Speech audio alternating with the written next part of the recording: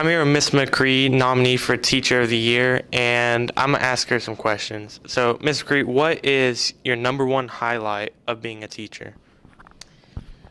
That's hard to say, being that I've been an educator for 17 years now, but I guess the number one highlight of my teaching career was coming back home to be a Berea Bulldog once again.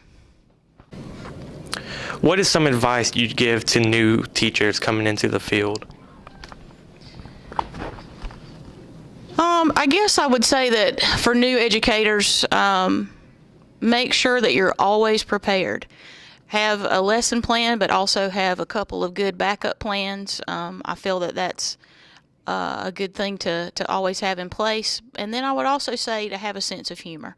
Not only yourself to have a sense of humor so that you don't get so serious at times, but also have a sense of humor with your students, because then therefore they realize that you are a human being.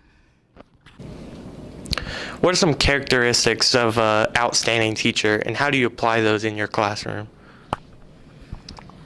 Well, to me, a characteristic of an outstanding teacher would be someone who's always learning.